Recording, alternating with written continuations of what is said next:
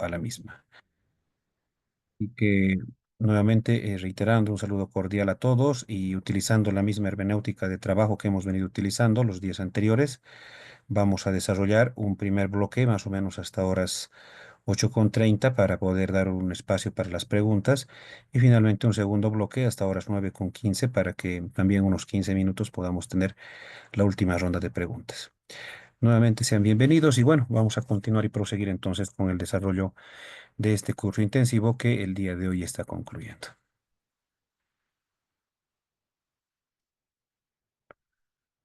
Muy bien, estamos en el desarrollo de lo que es la etapa del juicio oral, ¿no? La segunda etapa del proceso.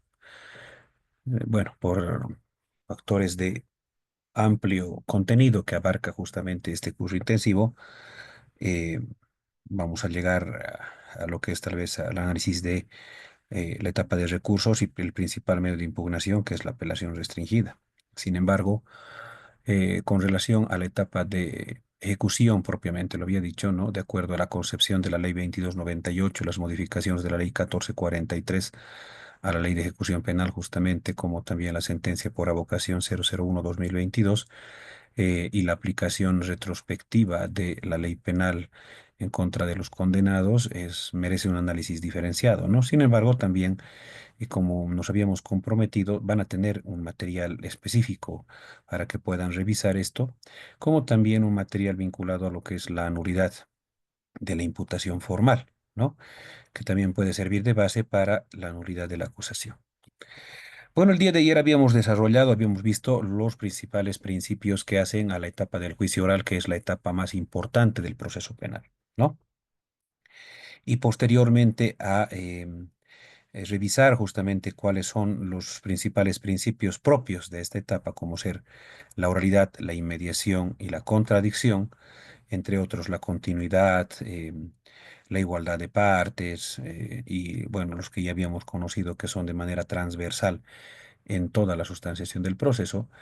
Debemos señalar que también dentro del juicio los actos propiamente dichos vienen concatenados unos a otros, ¿no? Luego de lo que es la etapa o fase preliminar de actos de preparación de juicio, antes de ingresar al desarrollo del juicio propiamente dicha y el desarrollo de la audiencia, en el cual ya se ha concedido, por ejemplo, los términos de 10 días para que inicialmente la víctima pueda constituirse en querellante o acusadora particular, ya sea presentando su acusación particular de forma independiente o adhiriéndose a la acusación fiscal ya presentada, o en su defecto también ofrezca medios de prueba, aún no se hubiera constituido como querellante en delitos en el marco de la Ley 348, esto es permitido, bajo el principio de informalidad o informalismo. Pasa que en algunos casos no se Buenas constituye noches. antes. Buenas noches, doctor. Sí,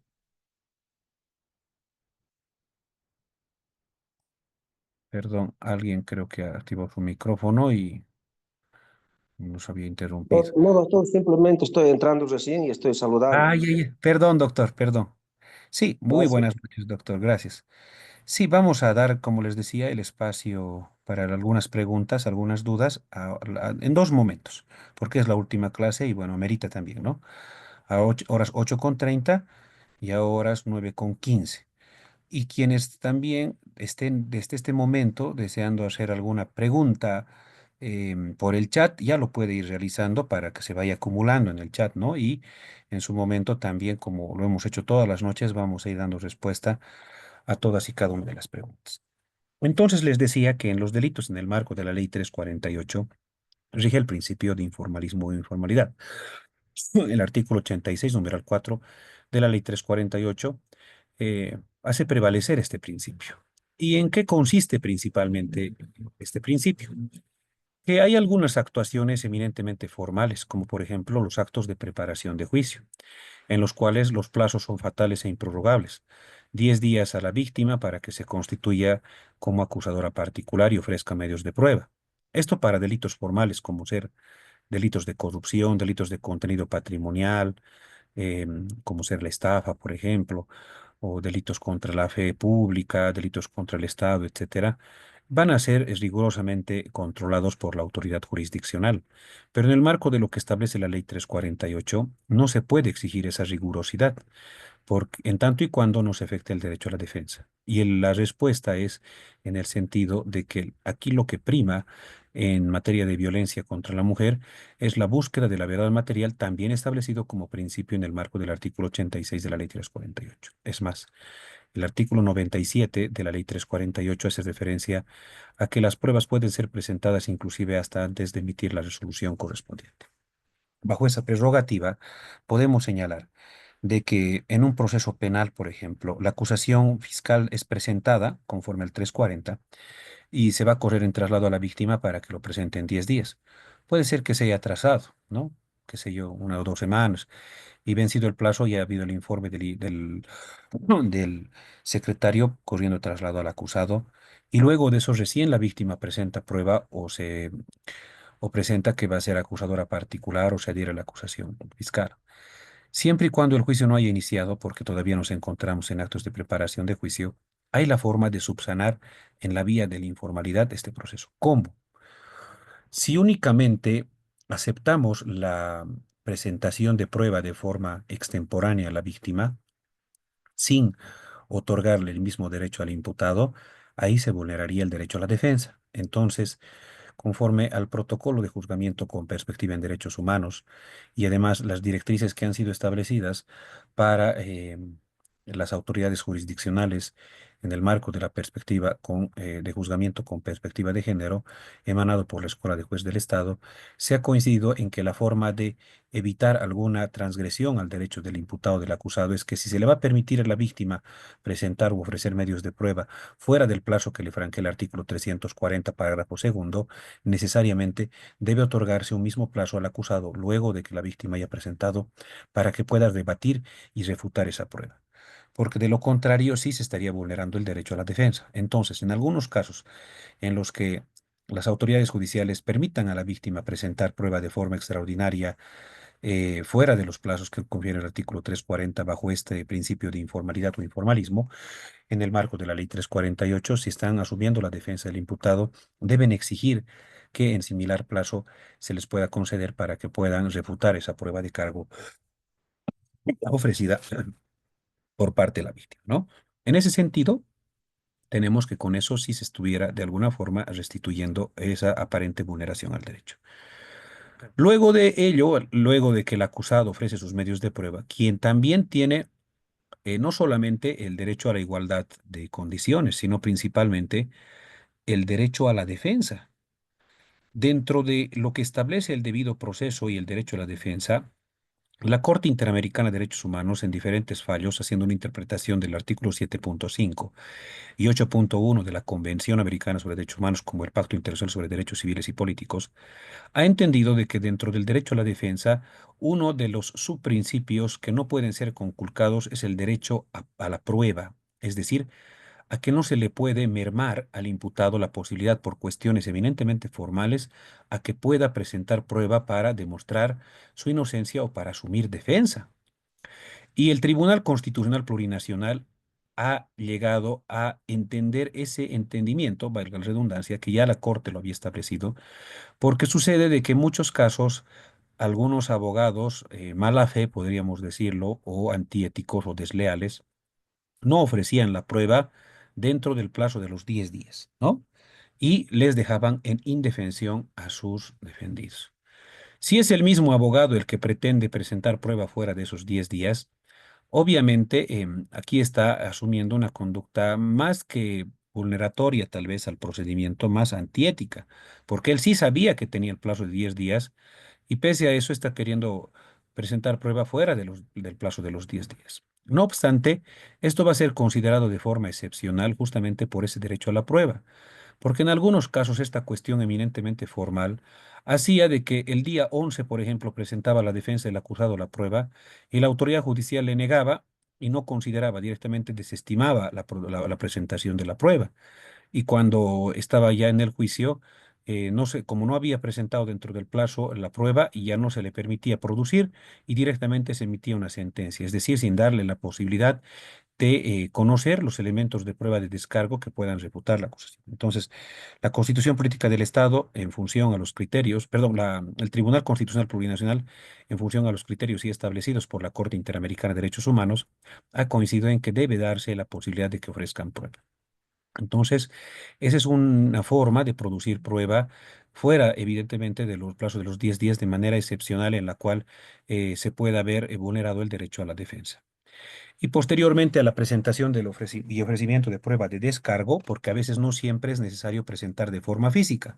Puede ser que los medios de prueba no estén a mi alcance, pero yo por lo menos debo ofrecerlos y señalar cuál la utilidad, pertinencia y dónde se encuentran, ¿no? Lo que sí no se puede pedir al tribunal o juez de sentencia es que siga realizando actuaciones investigativas. No se puede pedir, por ejemplo, a que el juez o el tribunal oficie el diligenciamiento de medios de prueba. ¿Por qué? Porque esto vulnera el principio acusatorio. ¿Se acuerdan de lo que era el principio acusatorio, no ve? Existe una clara división en cuanto a los roles que se asignan en el proceso penal a los sujetos procesales por parte del Estado. Una autoridad jurisdiccional totalmente imparcial, independiente, y una autoridad fiscal que va a asumir la defensa y tutela de los derechos e intereses de la víctima y del Estado, pero no es el abogado de la víctima porque debe actuar con objetividad. Más, sin embargo, esta circunstancia va a hacer de que tengan que estas autoridades, tanto la fiscal como la jurisdiccional, tener esa división en cuanto a los roles que ejercen dentro del proceso penal. Las autoridades jurisdiccionales solamente pueden realizar actos jurisdiccionales que no comprometan su imparcialidad. En cambio, el representante del Ministerio Público realiza actos investigativos. Por eso es absurdo que las partes soliciten al juez o tribunal de sentencia que emita oficios o informes para la producción de prueba, porque no es esa una función máxime cuando vulnera este principio de la imparcialidad de la autoridad jurisdiccional. Evidentemente existe una disposición en el Código de Procedimiento Penal, creo que es el artículo 217, en el cual se pueden pedir informes o, a través de oficios a las autoridades judiciales en los procesos que correspondan, pero estos no tienen de ninguna forma un sentido de carácter investigativo. Por ejemplo, se puede pedir un informe, un oficio al director del recinto penitenciario para establecer si el imputado se encuentra delicado o no de salud o cuál es el problema que le aqueja que no lo hayan podido traer a la audiencia. Eso no tiene nada de investigativo porque no va al proceso. Es con relación a una inasistencia a la audiencia y obviamente es información que se solicita por parte de la autoridad judicial a funcionarios públicos o algunos privados sobre algunas cosas que les consten en sus registros, pero no tiene fines de producción de prueba dentro de la sustanciación del juicio. Y les decía que con ello se va a marcar el término o terminar el término de los actos de preparación de juicio, emitiéndose el correspondiente auto de apertura de juicio, que no debe ser menor a los 20 días ni superior a los 45 días de corridos, obviamente, y en función a ello tenemos que entender que una vez que ya se ha señalado la audiencia de apertura de juicio, el juicio va a ser oral, ininterrumpido, continuo, ¿no? Con estos principios que lo facultan. Entonces, ¿cuál es la estructura del juicio oral actualmente de acuerdo a las modificaciones de la ley 1173? Primero, el juez tiene o tribunal tiene la obligación de instalar la audiencia. Se instala la audiencia con el verificativo de la presencia de las partes, ¿no? Las causales de suspensión de audiencia han sido modificadas por la ley 1173. Básicamente han sido reducidas a alguna que otra que podría todavía concurrir. Pocas las causales de suspensión de la audiencia en el marco del artículo 335. Antes se suspendía por todo y por nada una audiencia y obviamente esto generaba dilación en el proceso. Ahora no es posible suspender la audiencia. Y tenemos que entender el artículo 335 de conformidad también a las modificaciones del artículo 113 del Código de Procedimiento Penal, modificado también por la Ley 1173. ¿Qué es lo que ha traído estas modificaciones de la Ley 1173, particularmente a, em, esta, a estas causas de posible suspensión de la audiencia? Como les decía, el artículo 113 del Código de Procedimiento Penal es sumamente claro cuando restringe la posibilidad de que se suspendan las audiencias por inasistencia de alguna de las partes. Evidentemente, antes esto era una causal directa para suspensión de audiencia. Ahora, la inasistencia de una de las partes va a generar consecuencias jurídicas directas con relación a las audiencias de juicio oral principalmente. ¿Qué pasa, por ejemplo, si es que el acusador particular no asiste a la audiencia de juicio? De forma directa, la autoridad jurisdiccional va a declarar el abandono de la acusación, es decir, que si bien se ha conocido como acusador particular, se va a proseguir el juicio, pero únicamente con esa condición de víctima, más ya no así con esa condición de acusadora particular o acusador particular, como lo pretendía ser. En delitos formales esto va a verse interrumpido, por ejemplo, y perjudicado con relación a los elementos de prueba que pretendían hacer valer. Entonces, no olvidemos de que el artículo 113 señala que las audiencias deben realizar bajo esos principios de oralidad y mediación, contrariedad y contradicción. Y reitero, si falta la parte del acusador particular, se va a desestimar, ¿no? Y se va a tener por no presentada alguna pretensión si es que, por ejemplo, la acusación particular habría solicitado alguna pretensión. Y esto claramente lo establece cuando dice, si el querellante de manera injustificada no comparece a la audiencia o se retira de ella, se tendrá por abandonado su planteamiento. ¿Qué pasa cuando el imputado no va a su audiencia? Primero tiene que ser de manera injustificada, es decir, que no haya anunciado de forma previa a la instalación de la audiencia que no se iba a hacer presente. Porque es permisible, obviamente, que si el imputado está delicado de salud o ha tenido algún accidente o ha pasado alguna circunstancia de fuerza mayor debidamente justificada, puede existir algún óbice para que el imputado se haga presente en la audiencia.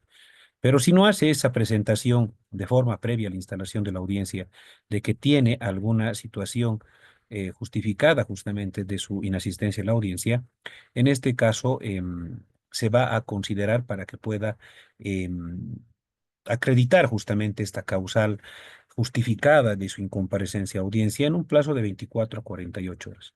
Pero si no tenía una causal justificada de inasistencia a la audiencia, esto significa directamente de que esta persona debe ser declarada rebelde, pero principalmente debe expedirse un mandamiento de aprehensión únicamente para fines de su comparecencia a juicio en el acto. ¿Cuál es la finalidad de esto de acuerdo al legislador en el marco de la Ley 173? Que inmediatamente se lo aprenda y se lo traiga al juzgado donde o tribunal sentencia donde se instaló el juicio, ¿no? Para que pueda continuar. Pero en muchos de los casos se va a quedar con la declaratoria de rebeldía porque puede ser que el imputado haya fugado, no se encuentre presente y cualquier otra circunstancia, ¿no? Que no sea de forma inmediata de que pueda reanudarse el juicio. También debe considerarse de que el juez ahora tiene en uso del poder ordenador disciplinario la facultad de sancionar de forma directa, conforme lo prevé el artículo 105, por el abandono malicioso, ¿no? Cuando el abogado se retire de la audiencia o no comparezca. Entonces, esto es muy importante considerarlo para los abogados que decían, no, lo voy a hacer suspender la audiencia, mejor no voy a ir. Esto amerita una responsabilidad seria, muy seria, estimados colegas. Primero, que la multa por la inasistencia a la audiencia en uso del poder ordenador disciplinario puede aplicarse conforme a 20% del salario mínimo nacional, es decir, un poco más de 500 bolivianos, que debe abonarlos de forma directa el abogado del acusado. El abogado no le puede decir a su defendido, paga la multa que a mí me han impuesto. Si la autoridad jurisdiccional se percata de que el abogado le ha hecho pagar la multa que se le ha impuesto a él como abogado por su inasistencia a audiencia a su propio defendido, esto va a significar una remisión de antecedentes penales al Ministerio Público, como también al Ministerio de Justicia. Y se les va a preguntar, se debe preguntar siempre la víctima, ¿no? Bueno, su abogado está siendo sancionado porque él sabía que tenía una audiencia y pese a eso no se ha hecho presente esta audiencia, ni le ha dicho a usted que iba a venir o no iba a venir a esta audiencia por algún motivo. Entonces, esto es considerado como un abandono malicioso porque se busca una conducta chicanera, una conducta dilatoria dentro del proceso. Pero además, debemos considerar de que el artículo 104 y 105 del Código de Procedimiento Penal antes conferían la posibilidad de que el nuevo abogado que se designaba, sea un defensor de oficio, un abogado de defensa pública o un abogado particular, tenía la facultad de solicitar la suspensión de la audiencia de juicio por el término de 10 días para interiorizarse y conocer de mejor manera los pormenores del proceso, ¿no? Y poder ejercer una defensa más técnica, más acorde.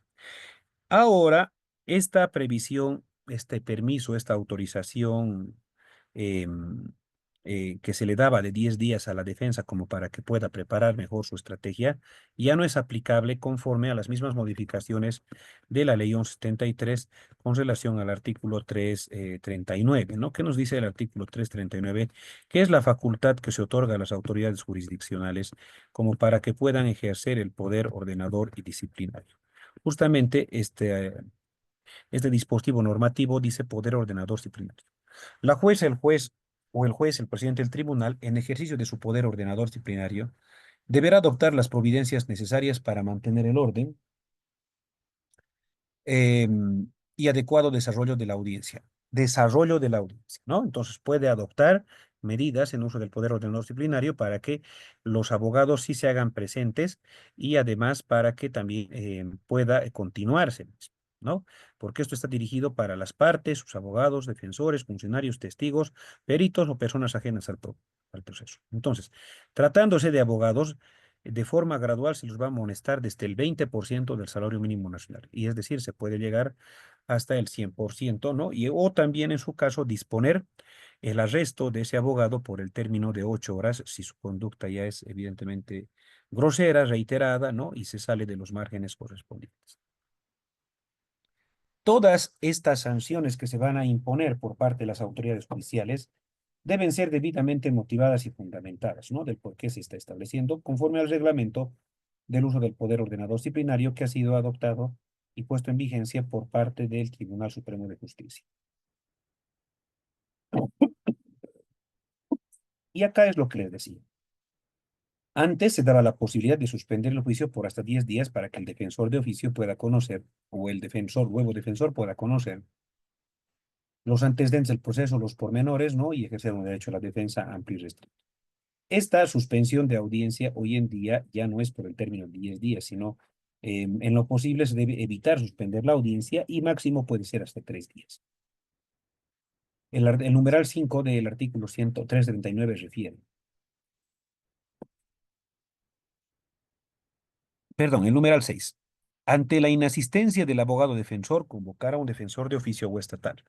La audiencia deberá reanudarse en el día, salvo solicitud expresa del abogado de diferir la audiencia por un plazo máximo de 3 días, pudiendo la jueza o el juez habilitar horas inhábiles. Entonces, puede solicitar el nuevo abogado defensor o el abogado defensor de oficio el término de 3 días como para interiorizarse y conocer algunos pormenores y detalles del proceso. Es importante, ¿no? Justamente poder conocer para poder asumir una defensa y por eso es de que se concede ese plazo de hasta 3 días antes de que directamente se considere en su supuesto alguna posibilidad de sanción contra el abogado defensor de oficio o contra el nuevo abogado que no cumpla justamente esta su solicitud de suspensión, ¿no? Luego del diferimiento de 3 días previos. Entonces, con todo esto, el auto de apertura de juicio, ¿no? Va a señalar, les decía, el día y hora de la audiencia, va a verificar la presencia de las partes y en su caso también va a declarar instalada la audiencia de juicio y mediaciones, consultar a las partes si tienen incidentes o recibirnos sobrevinientes que plantear, disponiendo el orden deben ser planteadas. En materia de penal y principalmente en el juicio oral, todos los incidentes y excepciones deben ser planteados en un solo momento, de forma conjunta, salvo aquellos incidentes de carácter sobreviniente. Por ejemplo, la exclusión probatoria es un incidente sobreviniente porque todavía no se conoce en ese momento procesal si es que el Ministerio Público va a persistir en cuanto a la producción de un determinado medio de prueba. Otro incidente sobreviniente va a ser, por ejemplo, el de la ampliación de la acusación, en el cual no necesariamente tiene que darse desde el inicio del juicio, es más, no debe darse al inicio del juicio, sino como dice el procedimiento, luego ya de que el, el fiscal está desarrollando, ¿no? Las partes están desarrollando el juicio, surge dentro del juicio alguna información que era de desconocimiento a las partes y al primero debe surgir dentro del juicio y como consecuencia de ello, el fiscal analiza y decide ampliar la acusación. Entonces debe garantizarse el derecho a la defensa para que le establezca cuáles son los procedimientos, la jurisprudencia aplicable justamente a este instituto del incidente de ampliación de la acusación fiscal. Reitero, por el conocimiento de nuevos hechos, que puede ser promovido únicamente por el fiscal o que no. Entonces se trata de un incidente sobreviniente. Otro incidente sobreviniente, pues, va a ser el de producción de prueba extraordinaria, por ejemplo, ¿no? ¿Por qué? Porque tiene las mismas características que el incidente de ampliación de la acusación. ¿En qué consiste esto? La ampliación a la acusación habíamos manifestado que debe ser información que era de desconocimiento de las partes, surja justamente dentro del desarrollo del debate del juicio. Y básicamente lo mismo tiene que llegar a pasar o lo mismo tiene que llegar a concurrir en el caso del incidente de producción de prueba extraordinaria, en el marco de lo que establece el artículo 335 del Código de Procedimiento Penal, porque se trata también de un medio de prueba, ¿no? Que ha surgido o ha nacido justamente de un debate del juicio del cual las partes de forma previa no tenían el conocimiento sobre determinado medio de prueba. Entonces, esto debe plantearse como un incidente sobreviniente, y por eso no debe plantearse al inicio del juicio en esta etapa de incidentes y excepciones, sino debe plantearse de forma posterior, porque se entiende de que la información nueva va a venir de una producción de un medio probatorio correspondiente, y esa información, como por ejemplo un testigo, es la que pone a conocimiento sobre la existencia de algún otro nuevo elemento de prueba con la que pueda servirse la parte, ¿no? Entonces, los incidentes y excepciones en la etapa del juicio, conforme al artículo 345, tienen pues un principio elemental también vinculado a que estos incidentes y excepciones necesariamente deben ser sobrevinientes. ¿Qué significa? No se puede plantear incidentes y excepciones que debieron haber sido planteados en etapa preparatoria. Por ejemplo, la actividad procesal defectuosa. Hemos analizado que en la etapa preparatoria un incidente de lo más utilizado va a ser el incidente de actividad procesal defectuosa, o también el mismo incidente de nulidad de imputación en etapa preparatoria, ¿no? Entre esos son los que más se utilizan. Pero en la etapa del juicio ya no podríamos pues estar pretendiendo aducir una eventual actividad procesal defectuosa, porque ya se habría convalidado presuntamente ese defecto que en su momento se ha advertido. No olvidemos que conforme al artículo 167, el artículo 314 y 315 del procedimiento penal, hay un plazo determinado hoy para poder plantear un incidente o una excepción, ¿no? Este plazo es de 10 días y ya lo había establecido la sentencia 007-2018-S1, al establecer justamente este plazo para que pueda plantearse, ¿no?, el incidente correspondiente. Si pasa el plazo correspondiente, se va a entender de que la parte ha consentido esos actos, ¿no? Entonces es muy importante poderlo considerar, y en su naturaleza el momento oportuno donde generan los incidentes o se generan los incidentes y excepciones, ¿no? Ahora bien, es importante establecer de que el primer actuado que van a realizar las partes dentro de la sustanciación del juicio deviene de la presentación de sus alegatos o alegatos de apertura. Básicamente, esto se entiende desde la parte de la doctrina como aquella argumentación que va a hacer énfasis el señor representante del Ministerio Público, como el abogado de la víctima, poniendo a presentación del tribunal o del juez de sentencia correspondientemente, em, cuáles habrían sido algunas causales, algunos errores procedimentales que se hayan podido generar en la tramitación de la causa desde este primer momento. Lastimosamente, la ley 1173 no es muy clara con referencia al orden de la presentación de ya sea de los alegatos de apertura vinculados a la presentación de la defensa del imputado, o lo que se mantiene antes de la ley 1173, es decir, primero la presentación de la defensa perdón, primero la declaración del imputado y luego la defensa del abogado defensor del imputado. Lo cierto y evidente es que los alegatos de apertura, tanto para el Ministerio Público como también para el acusador particular, la víctima, y como para el abogado de la defensa, consisten, les decía, en esas em, afirmaciones, de esas promesas que va a realizar la parte del abogado, en el cual debe fundamentar de manera puntual, precisa y sucinta cuál es su teoría del caso, ¿no? Debe presentar su teoría del caso. ¿Qué es la teoría del caso? Ya lo hemos analizado seguramente ustedes de forma amplia en pregrado en la universidad con relación a la necesidad de construcción de una teoría del caso como para poder llevar una adecuada defensa dentro del proceso penal, porque la teoría del caso es como la brújula del litigante, ¿no? La guía por donde debe seguirse los pasos. Y para tener una correcta teoría del caso de lo que ha pasado, hay que reunirnos de fundamentos fácticos, jurídicos y probatorios, porque en base a eso se va a construir justamente una teoría del caso correspondiente. Y bajo esa prerrogativa, yo, por ejemplo, como abogado de la defensa, tengo que saber qué es lo que estoy queriendo ir a buscar dentro del desarrollo del juicio. ¿Estoy queriendo ir a buscar una sentencia absolutoria o estoy queriendo ir a buscar una atenuante con relación a la imposición de la eventual sanción?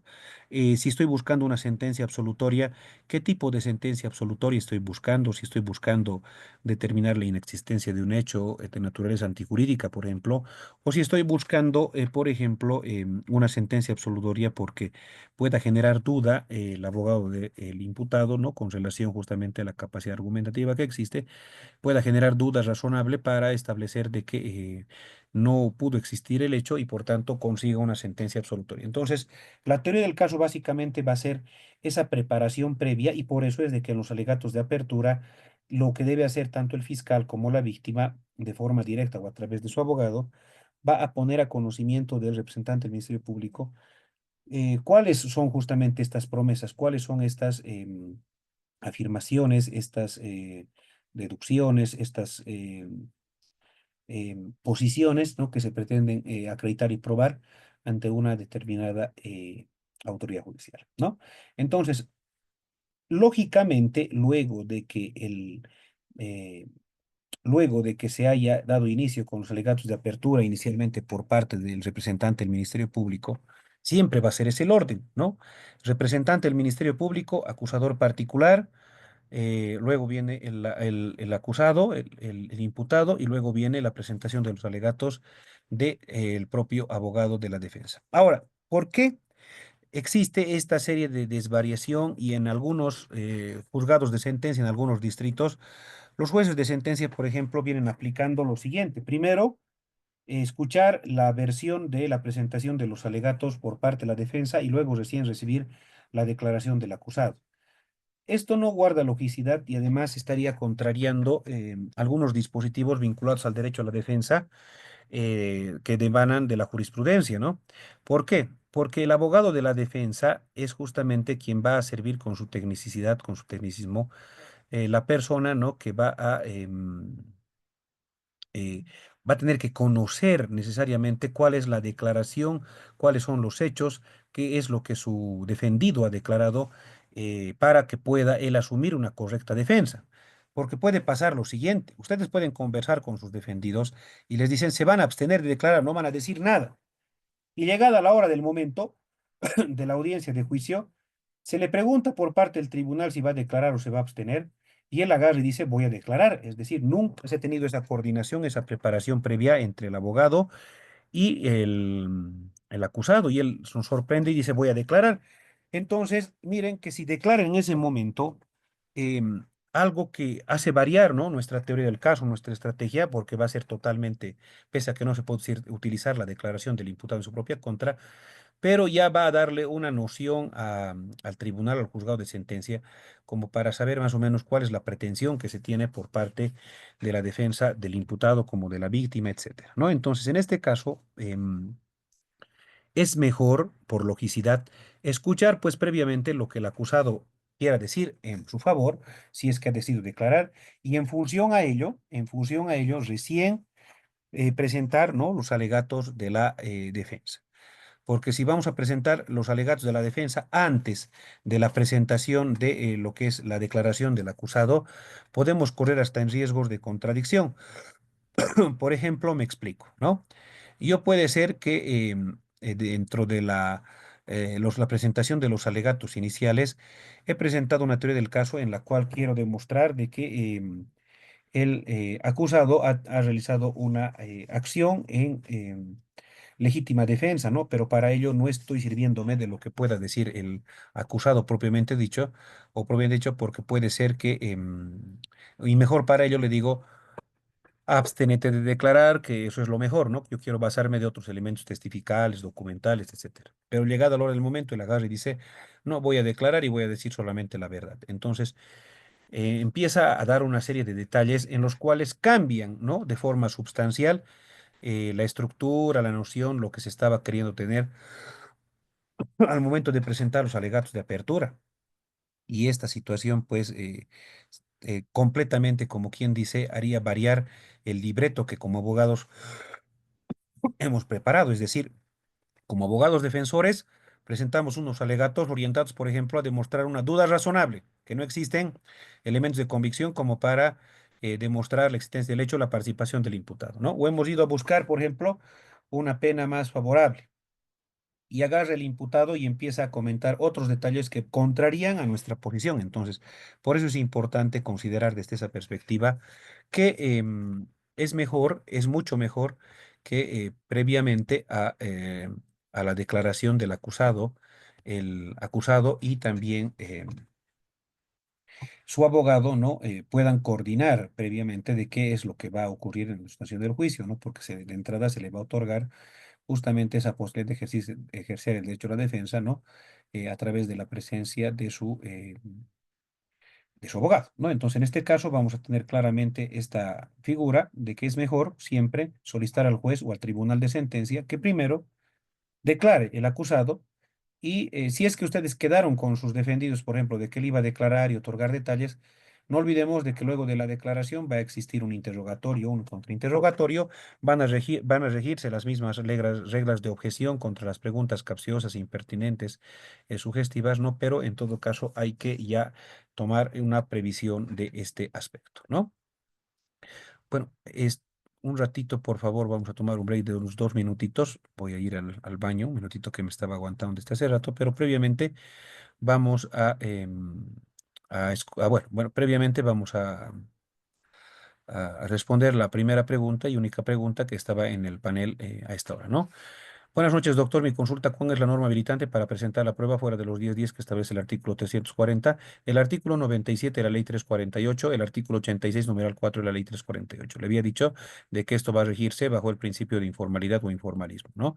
En el cual se hace mención de que la prueba inclusive puede ser presentada hasta antes de la emisión de la resolución. Esto se consideraría inclusive hasta antes del momento de la emisión de la sentencia, ¿no? Entonces, esa sería la disposición normativa.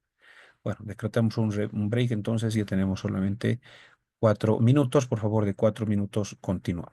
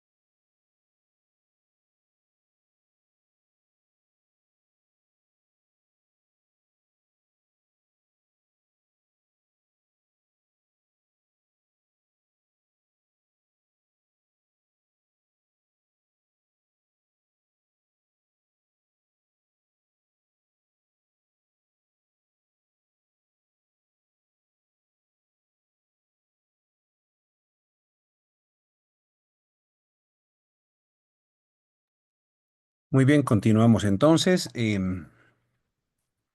Todavía no tenemos manitos levantadas, ¿no? Para que veamos la primera parte hasta este momento. Bueno, lo único que queda claro que esta posibilidad de poder presentar prueba fuera de los 10 días que establece el 340 es en el marco de la ley 348 que rige el principio de informalismo o informalidad. Ahora, con relación a la presentación de prueba en el plazo de 10 días por parte del acusado, eso puede aplicarse inclusive a otro tipo de procesos que no siempre sean los que rige el principio de informalismo o informalidad, como por ejemplo en casos ordinarios o en otro tipo de procesos, ¿no? ¿Por qué? Porque, como les decía, esto no está en alguna previsión legal del Código de Procedimiento Penal. Nosotros tenemos que mirar mucho más allá. Y en este caso, que si estoy haciendo referencia, es el derecho a la posibilidad de poder producir prueba fuera del plazo, ¿no? Justamente esto es lo que se está buscando, ¿no? El derecho a la prueba, que está enmarcado en lo que ya la jurisprudencia del Tribunal Constitucional habría considerado en la posibilidad de que se pueda ofrecer prueba por parte del imputado, inclusive fuera del término de los 10 días, porque tiene el derecho a poder ofrecer prueba en todo momento. Y esto deviene también de un entendimiento de la Corte Interamericana de Derechos Humanos, ¿no? Entonces, esa es la previsión por la cual, si bien se ha pasado, ¿no? Pero cuando no es previsible que se pueda invocar, por ejemplo, estos precedentes, cuando haya sido pues la negligencia del mismo abogado, ¿no? O sea, el mismo abogado no se puede pues, servir de esta previsión para decir, ay, señor juez, me he olvidado ofrecer prueba en su momento, ahora sí, estito más, o sea, ahí sí, ¿no? Obviamente está operando una preclusión, una negligencia total, pero cuando se da en este tipo de supuestos que, por ejemplo, tenía un abogado en la etapa preparatoria y justamente llegaba el ofrecimiento bueno, llega la acusación, tenía que ofrecer la prueba de descargo el mismo abogado y no le ha pagado, digamos, y le deja de atender y el pobre se queda en indefensión y no puede ofrecer sus medios de prueba. Entonces, en este caso, no ha tenido esa oportunidad de poder ofrecer medios de prueba porque el imputado no conoce sobre el término, ¿no? No conoce sobre materia jurídica. Entonces, se nombra un defensor de oficio y sería pues absurdo nombrar un defensor de oficio sin que se le dé la posibilidad también de que deba defender de forma efectiva a su defendido, ¿no? Entonces, el derecho a la prueba justamente está enmarcado en el marco de lo que establece los altos estándares, ¿no? Del debido proceso dentro del marco del derecho a la defensa y que no se le puede condenar a una persona si es que no se le ha dado la oportunidad de poder ofrecer medios de prueba de forma previa. Yo les recomiendo revisar el cuadernillo de jurisprudencia de la Corte Interamericana de Derechos Humanos, el número 12 que habla exclusivamente sobre el debido proceso y el derecho a la prueba como también vertiente del derecho a la defensa, ¿no? Con el cual justamente se encuentra el mismo circunscrito, ¿no? Y además ahí es donde se hace referencia a la posibilidad de que el imputado pueda, en todo caso, ofrecer los medios de prueba en el ámbito del derecho a la defensa. Y esto se encuentra justamente, les voy a dar los casos o, o los fallos o las sentencias de la Corte Interamericana de Derechos Humanos, en los cuales, bajo la previsión de la sentencia 110, 2010-R, el artículo 256, 410 de la Constitución Política del Estado, se establece que la concesión de medios y tiempo para la preparación de la defensa, como el derecho a la prueba, se encuentran enmarcados en los artículos 8.2, inciso C, inciso D e inciso E de la Convención Americana sobre Derechos Humanos y a partir de la página 168 de este cuadernillo, del cual ustedes pueden descargarse de internet, pero quienes no encuentren, igual les puedo proporcionar con el material que tenemos ya comprometido, encuentran todas las sentencias de la Corte Interamericana en las cuales se ha concedido esto, ¿no? Casos. Calderón versus Ecuador. sentencia de 24 de junio de 2005. El caso Cabrera García Montiel y otros versus México, sentencia de 26 de noviembre de 2010. Em, el caso Segarra Marín versus Perú, sentencia de 15 de febrero de 2017, ¿no?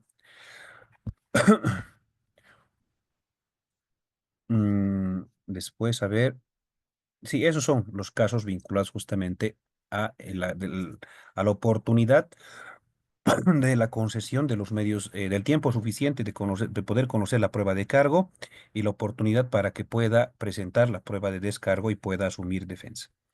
Bueno, continuamos entonces con las diapositivas. Ahora bien, em, luego de este momento que deviene de lo que es los alegatos de apertura propiamente dicho, los alegatos de apertura consisten, ya lo habíamos establecido, en poder poner a conocimiento esas proposiciones de lo que vaya a suceder en la sustanciación del juicio, tanto por parte de los acusadores fiscal, a su turno, el acusador particular, y en su momento por parte del abogado de la defensa, luego de escuchar la declaración del acusado. Para los testigos, como para la declaración del acusado, rige los mismos principios de lo que es el interrogatorio y el contrainterrogatorio, ¿no?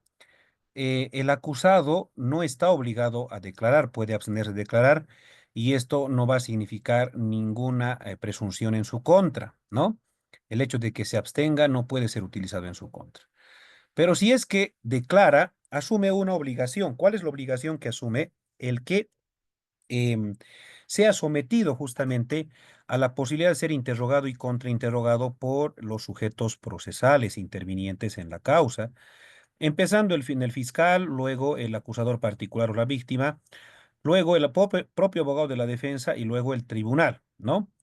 Lo que sí es que también, tanto para las declaraciones del interrogatorio y contrainterrogatorio en casos de la defensa del acusado, como también en caso de prueba testifical, son previsibles las mismas reglas de objeción, ¿no?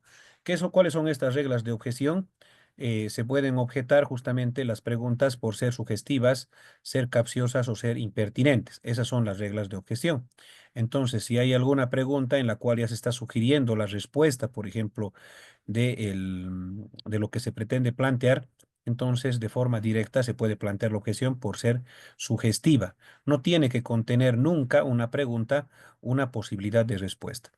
Una pregunta es capciosa cuando se genera confusión en el testigo o en este caso en el acusado, como para que pueda ser inducido en error y caer justamente en el mismo y dando una respuesta contraria. Por ejemplo, son este tipo de preguntas cuando se les da opciones en la pregunta, únicas dos opciones, ¿no? Y ninguna de ellas, por ejemplo, puede ser la respuesta correcta. Que en la declaración, por ejemplo, yo le haya escuchado que el acusado refiera, ese día Juan Pérez estaba con una polera y una polera manchada de sangre, ¿no? Es lo que ha declarado. Y yo me he acercado cuando él ya estaba ya sangrando, no estaba todavía, cuando yo me he acercado ya estaba él sangrando y por eso estaba manchada la polera, ¿no? Y en el interrogatorio viene el fiscal y le dice, usted ha dicho que Juan ya estaba con una polera roja manchada de sangre. No, nunca ha dicho polera roja. Ha dicho una polera que estaba manchada con sangre. Pero él ya está incorporando de forma capciosa de que la polera, por ejemplo, era roja, ¿no? Entonces, esto obviamente va a generar una capciosidad, o como les decía, una pregunta que tenga dos opciones y en su caso, si bien pueda ser una de las dos la respuesta correcta, también pueda inducir justamente al error, ¿no? Entonces, también las preguntas reiterativas o impertinentes son las que también van a poder ser pasibles a objeción. Y estas reglas se aplican tanto, como les decía, para el acusado como también para los testigos. Luego de que termina la declaración del acusado y el abogado de la defensa, reitero, ha presentado sus alegatos de apertura, viene la etapa de la producción probatoria, del cual existe un orden sugerido, no es un orden obligatorio. El tribunal o el juez de sentencia no les puede obligar a que produzcan la prueba en el orden que ellos quieran, por su comodidad. porque por estrategia de la defensa puede producir los medios de prueba que vea por convenientes en el orden que ellos vean por convenientes. Por ejemplo, puede empezar con la producción de una prueba pericial antes de la testifical, o una prueba documental o una testifical, ¿no? ¿Por qué? Porque él quiere ingresar con la producción de una prueba muy relevante que genere impacto justamente en ese juez o tribunal con relación a que le dé una mejor noción de lo que pudo haber ocurrido con los hechos. Pero en muchas jurisdicciones, lastimosamente, algunas autoridades jurisdiccionales se han hecho reglas como para que ellos puedan, si bien son directores del proceso y van a tener justamente el poder ordenador disciplinario, no pueden ir más allá de las competencias y las facultades, por ejemplo, dar directrices o establecer reglas para que necesariamente tenga que producir una prueba, ¿no? Yo le digo, yo, por ejemplo, no parto de eso y no comparto de que le diga al abogado de la defensa traiga ahorita toda su prueba testifical únicamente, pero la defensa dice, no, pero señor juez, yo quiero empezar con una prueba audiovisual porque eso le va a dar un pantallazo antes de considerar las declaraciones de los testigos que usted va a poder verificar realmente si se corrobora o no lo que usted va a ver, porque eso es una prueba muy interesante, una estrategia de defensa muy interesante. Por ejemplo, que en un lugar existan cámaras de seguridad. Por ejemplo, estamos hablando de un hecho de lesiones graves o gravísimas, ¿no? En este caso, yo primero empiezo con la prueba audiovisual para mostrarle, o sea, una imagen vale más que 1000 palabras. Empiezo con esa prueba audiovisual, ¿no? Y lo único que van a venir a hacer los testigos será pues corroborar, ¿no? Eso que ya le he mostrado. Pero si yo empiezo únicamente con la declaración de los testigos, uno dice una cosa, otro dice algo similar, pero con otras palabras, puedo generar confusión en el tribunal y él en su cabeza se va a imaginar una circunstancia diferente a lo que realmente haya pasado, ¿no? Entonces, esto es muy importante hacer prevalecer. Y si es que les da la negativa la autoridad judicial de que puedan producir los medios de prueba por estrategia de la defensa en el orden que lo vean justamente conveniente, es de que puedan inclusive hacer una reserva del recurso de apelación restringida por vulneración al derecho a la defensa y el derecho a la producción de prueba de acuerdo a la estrategia que se pueda plantear. No está esto previsto en el procedimiento, pero tampoco está previsto en el procedimiento las partes deben agotar primero toda la prueba testifical, segundo, toda la prueba documental. Tenemos artículos que no dicen el orden, solamente son artículos que aparentemente señalarían de forma sugerencial, una sugerencia, cuál podría ser el formato de la recepción de los medios de prueba que puedan seguir, mas no es una regla muy cerrada. Lo que sí es de que no se puede permitir que se produzca, por ejemplo, un documento y dos testigos, y luego otro documento y otros tres testigos y una pericia y empezar a mezclar de todo, ¿no? Eso evidentemente no corresponde. Puedo empezar con pura prueba documental, con pura prueba testifical, con otros medios de prueba como ser audiovisuales, con pericias, con careos, ¿no? Puedo realizarlo. Y hay algunas pruebas que van a ser necesariamente producidas a la conclusión de la recepción de la prueba testifical, por ejemplo. ¿De cuál hablo? De la inspección ocular, de la reconstrucción de los hechos y de los careos. Estos medios de prueba no pueden ser producidos antes de la recepción de los testigos. ¿Por qué? Porque el artículo 179, por ejemplo, con relación a la inspección ocular y en la reconstrucción de los hechos, refiere que el mismo tiene base sobre las declaraciones de los testigos. ¿No? Para evidenciar si pudo ocurrir de una o de otra forma. Y yo les digo, en la práctica procesal, cuando era abogado, en el ejercicio libre, encontraba algunas aberraciones de que en el juicio el juez nos ordenaba a que primero empecemos con la inspección o con la reconstrucción. Y yo le decía, pero a ver, señor juez, reposición. ¿Por qué? Porque está contrariando, está vulnerando el debido proceso, está contrariando el fin desde una interpretación teleológica del 179. Aquí dice claramente que estas reconstrucciones y esta inspección parten justamente de la información de la información que han vertido los testigos. Entonces, previamente, por logicidad, debe recibirse pues los testigos. Lo mismo pasa en el careo. El careo nace de esas presuntas contradicciones entre testigos, versiones de los testigos o del imputado con los testigos de la otra parte. Entonces, ¿cómo yo voy a hacer notar las contradicciones si previamente no han recibido sus declaraciones? ¿No? Entonces, es muy importante poderlo tomar en cuenta desde esa perspectiva. Con relación a las reglas del interrogatorio y contrainterrogatorio, ya les había dicho las mismas, a diferencia de la recepción de la declaración del acusado en el que se le permite decir todo a su favor y nada se puede utilizar en su contra, por eso no es previsible tomar el juramento de ley. En la recepción de la prueba testifical, sí es necesario recibirle conforme al juramento, ¿no? Porque lo que vaya a ser contrario a la verdad o pueda ser manifiestamente falso el testimonio que está advirtiendo algún testigo en el desarrollo del juicio, va a ser remitido en antecedentes al Ministerio Público y se va a interrumpir la recepción del testimonio, ¿no? Ahora bien, existen dos maneras de interrumpir la recepción de un testimonio por parte de un testigo y pedir o incidentar el falso testimonio. Uno, cuando el testigo, dentro de su propia declaración, presente contradicciones evidentes, ¿no? Si dentro de la propia declaración del juicio presenta contradicciones evidentes y no las aclara, se interrumpe la recepción del testimonio y se remite al Ministerio Público por falso testimonio. Y otra, cuando presente contradicciones entre lo que está diciendo en la audiencia de juicio y lo que haya manifestado en la etapa preparatoria cuando haya dado justamente su versión ante el policía mediante una entrevista policial informativa, previo reconocimiento de ese documento que es el acta de entrevista policial informativa, ¿no? Y bueno, una vez que se termina básicamente de recibir la prueba de cargo como de descargo, siempre en ese orden, ingresamos a los alegatos en conclusiones. ¿Se acuerdan que en esta parte se habían realizado las promesas de lo que se iba a probar o acreditar en la fase del desarrollo del juicio? Lo que ocurre en los alegatos en conclusiones es básicamente demostrar que lo que se ha uno comprometido se ha aprobado.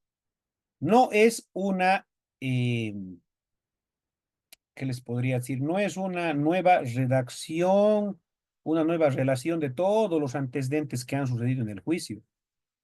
La parte que va a presentar los alegatos en conclusiones, sea Ministerio Público, sea acusador particular o sea el abogado de la defensa, tiene que tener la capacidad de síntesis perfecta en materia argumentativa y además saber filtrar y seleccionar los elementos de prueba que se han producido en el juicio que son de relevancia y de interés para su teoría del caso.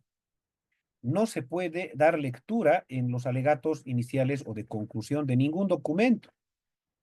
Y obviamente yo no puedo pues dar lectura de las actas de audiencia donde el testigo Juan Pérez ha dicho en su declaración que va y empiezan a leer, querer leer. Ahí se les interrumpe y no pueden dar lectura. De cada uno de los elementos de prueba que han sido producidos en el juicio, debe extraerse lo más importante. Por ejemplo, de la declaración de Juan Pérez, ¿qué ha sido lo más importante? Que él ha estado presente en el lugar del hecho y ha podido ver de forma directa cómo es que realmente han ocurrido los hechos. Y además tenemos que establecer que esa declaración es totalmente creíble, es veraz y merece una valoración probatoria relevante. ¿Por qué? Porque existen elementos que corroboran que Juan Pérez ha estado ahí. Por ejemplo, un flujo de llamadas que identifica la radiobase en el mismo lugar donde habrían ocurrido los hechos, o que otro testigo ha hecho referencia que se encontraba en ese momento, ¿no? Y había incluso participado o socorrido del posible hecho de relevancia jurídica. Entonces, hay que saber filtrar cuál es la prueba que se ha producido en el juicio más relevante, útil y pertinente para nuestros fines que se ha buscado en función a la teoría del caso que se ha trazado inicialmente. Entonces, por parte de los acusadores y Ministerio Público, los alegatos y en conclusiones deben tener primero una fundamentación fáctica en función únicamente a los hechos probados a partir de los alegatos de apertura a los cuales se ha comprometido. y una fundamentación jurídica sustentada en teoría del delito y teoría también de la pena vinculada a la dosimetría penal, porque hay que saber fundamentar primero sobre la existencia del hecho y participación del imputado desde la teoría del delito, acción, tipicidad, antijuricidad, culpabilidad, y segundo, saber fundamentar y argumentar del por qué estoy pidiendo una sanción en ese quantum de la pena. Últimamente los abogados presentan sus alegatos en conclusiones y dicen, ¿no? Básicamente dan lectura a la acusación, a lo que han revisado, y dice, y por ello voy a pedir la sanción máxima y ejemplificadora que establece el Código de Procedimiento Penal. No me ha argumentado absolutamente nada de la pena. La pena, conforme al artículo 37, 38, 39 y siguientes del Código Penal, debe ser plenamente justificada, fundamentada, motivada y argumentada. Yo no puedo ir a decir, pido la pena máxima porque me da la gana. No existe eso.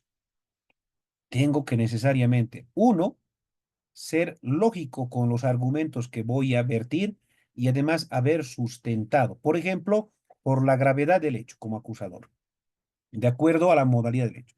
Resulta de que el agresor eh, ha agredido sexualmente a su propia hijastra en situación de vulnerabilidad en más de una ocasión. Le ha ocasionado un daño psicológico irreparable, ¿no?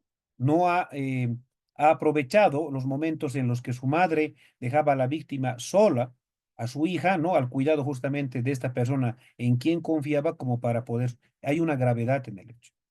La conducta anterior y posterior del acusado, ¿no? Si se resulta que era una persona que ya tenía antecedentes, pues también tengo que hacer énfasis en ello.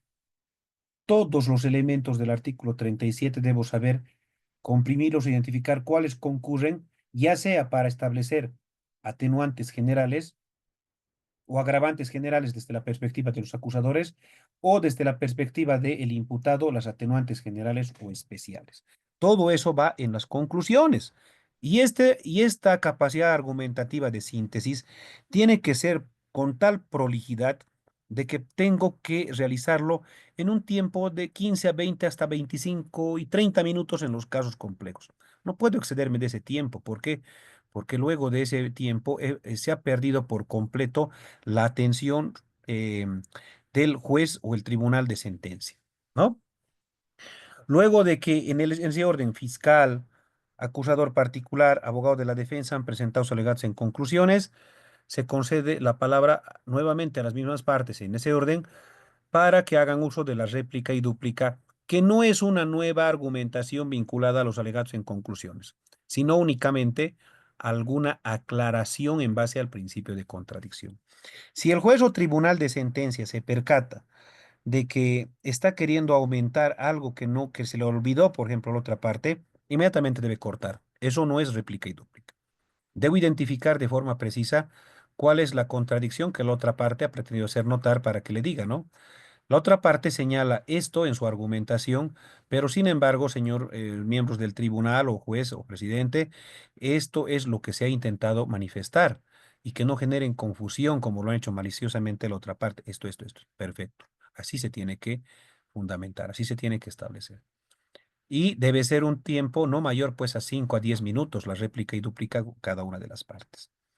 Siempre, al último, el abogado de la defensa para que luego de haber escuchado al abogado de la defensa en la dúplica, se le consulte a la víctima si quiere manifestar algo al respecto.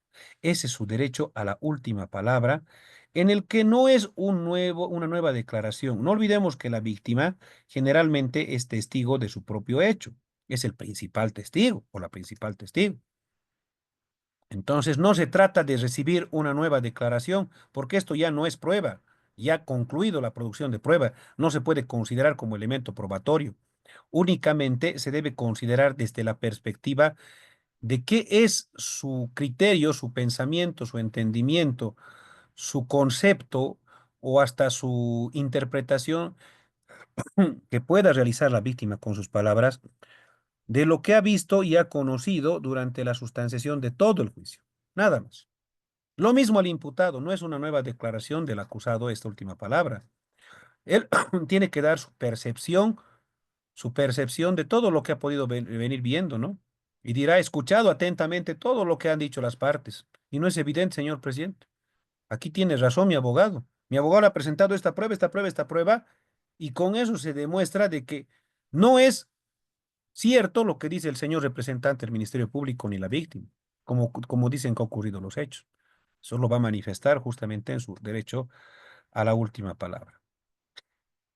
Si es un juicio que se tramita ante un tribunal de sentencia, el tribunal de sentencia tiene previamente que deliberar antes de emitir la sentencia.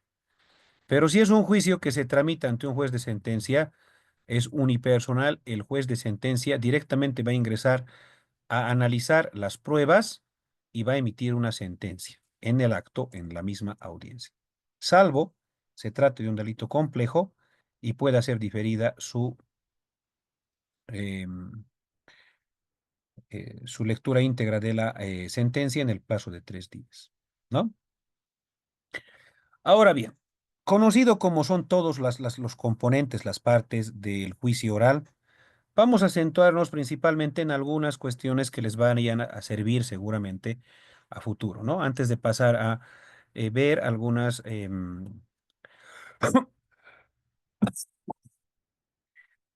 formatos de resoluciones, como ser modelos de imputación formal, em, o nulidad de imputación formal, algún modelo también de la acusación, como también el modelo de la sentencia, ¿no? Podemos eso revisarlo en los minutos que nos van a ir a quedar antes de las 9:15, porque a las 9:15 ingresamos a la última ronda de preguntas y la revisión de las preguntas que se vayan acumulando al chat.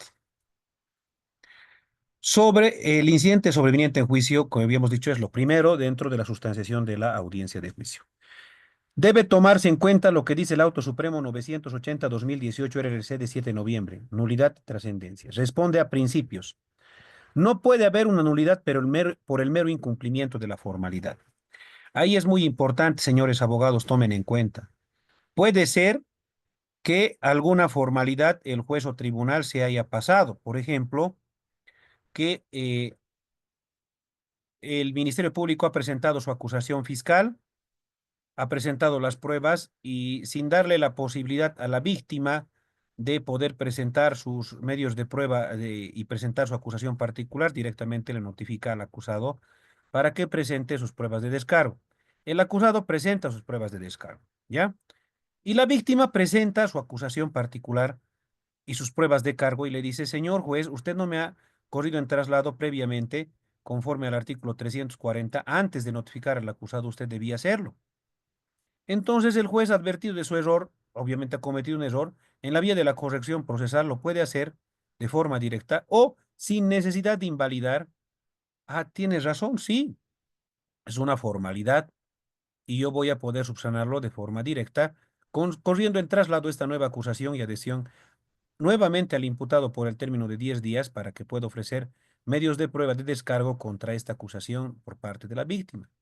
Pero no hay una vulneración al derecho en tanto y cuando se haya restituido el mismo. Se ha inobservado una formalidad, pero no es algo, no es un defecto absoluto, no susceptible de convalidación.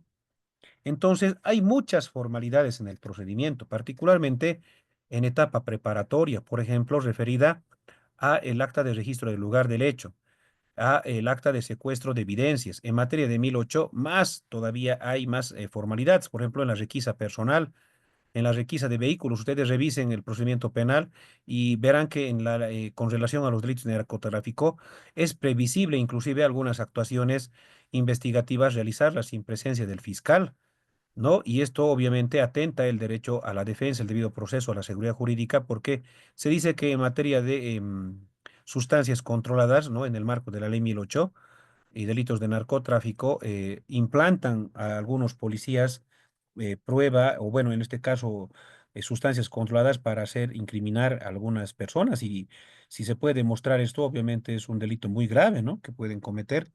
Pero en algunos casos hay formalidades muy rigurosas, absurdas, que si es que no causan alguna indefensión, y yo digo, o sea, si no causa ninguna indefensión, y lo dice este Tribunal Supremo, No puede haber una nulidad por mero incumplimiento de formalidad. Entonces, ¿qué exige? Que debe haber un perjuicio o agravio. Esto supera las posturas formalistas y positivistas de legalidad. Debe existir un evidente daño o perjuicio, buscando justamente a que ese resultado dañoso no vaya a tener una relevancia, una trascendencia en la tramitación del proceso. Y además de que se haya dejado en indefensión, es decir, se hayan vulnerado principios, derechos y garantías constitucionales. Entonces, es importante saber plantear en los plazos, en etapa preparatoria principalmente, los incidentes y las excepciones en el término de los 10 días. No puedo dejar pasar y esperar recién a juicio algo que ya en etapa preparatoria lo conocía. Aún no se me haya notificado formalmente con un acto procesal que presumo defectuoso, pero existe evidencia de que ya he tomado conocimiento. Desde el momento que ya he tomado conocimiento de ese aparente defecto, empiezan a correr el plazo de los 10 días. La consecuencia de que no se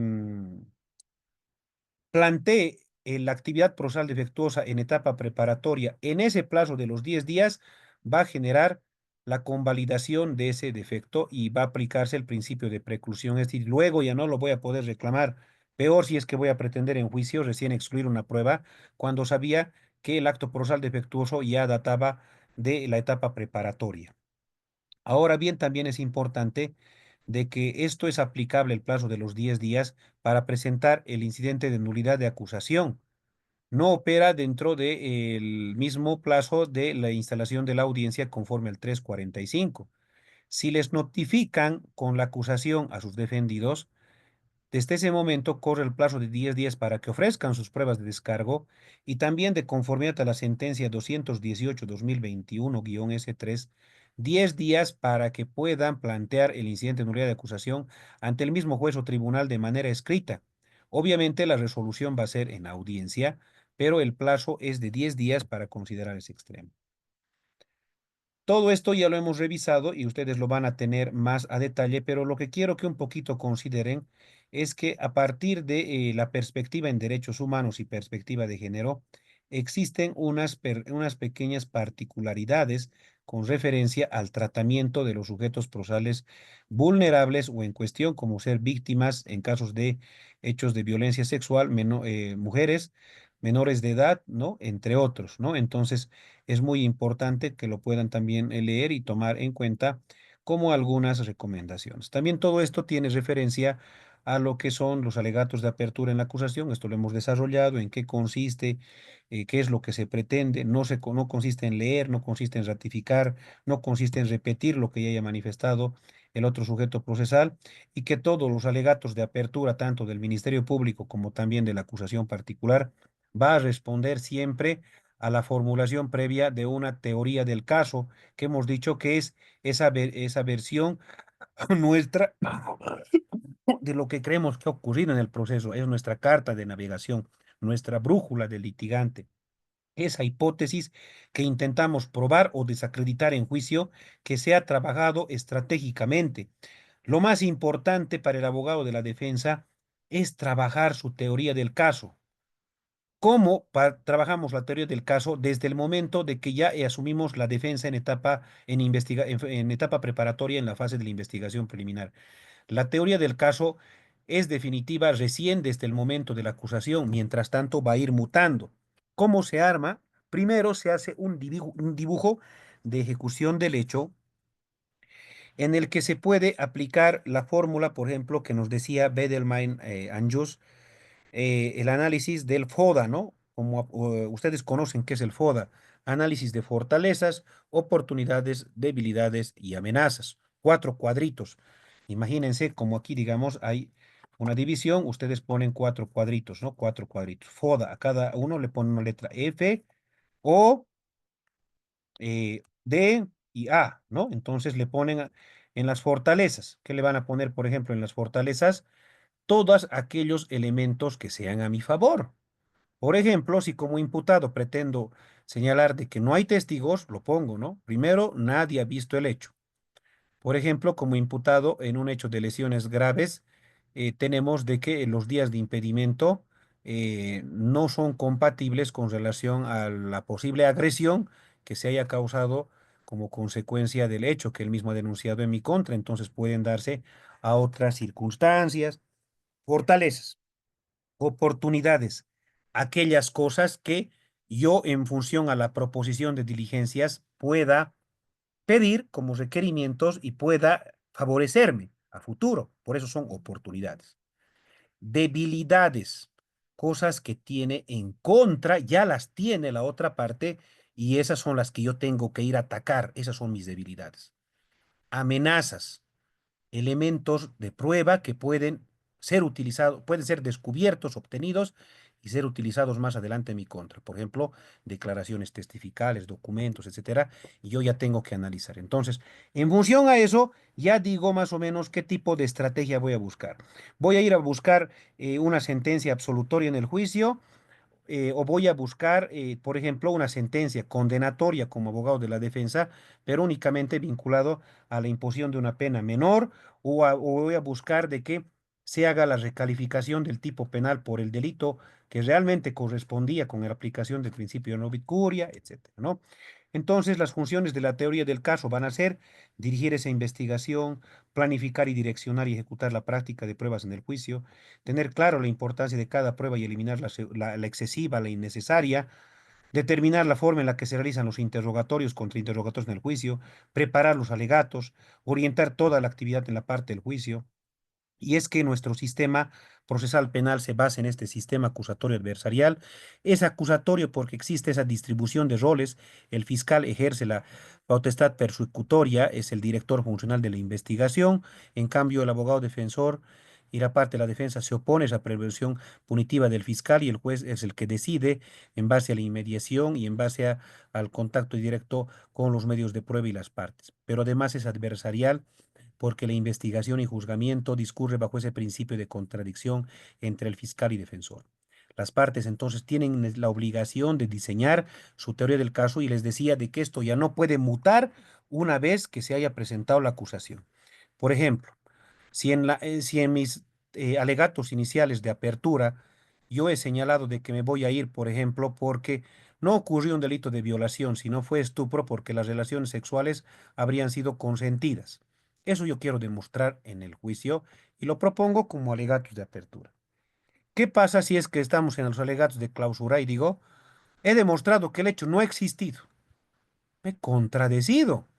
Yo le había ya propuesto y me había comprometido ante el tribunal que iba a demostrar que la calificación jurídica de violación estaba mal realizada por el Ministerio Público y si bien correspondía una condena por parte del Ministerio en base a la aplicación del Iura Novit Curia, debía ser por delito de estupro y no así por violación.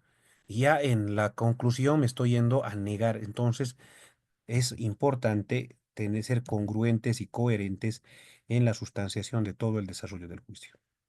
Por eso la teoría del caso son aquellas todas las cosas, un punto de vista, ¿no? Mi punto de vista, mi teoría del caso, una idea de todo lo que va a ocurrir en el proceso, ¿no? Para una teoría del caso eficaz siempre tenemos que hacerla simple, debe ser capaz de explicar con comodidad toda la información que se produzca en el juicio. En definitiva, ¿no? Es una simple, lógica y persuasiva historia acerca de lo que realmente ocurrió. Depende del conocimiento en el que el abogado tenga acerca de los hechos de la causa y por lo general solo podremos defender más que una teoría del caso. Por eso se dice, y siempre lo vamos a repetir, es esa brújula del litigante.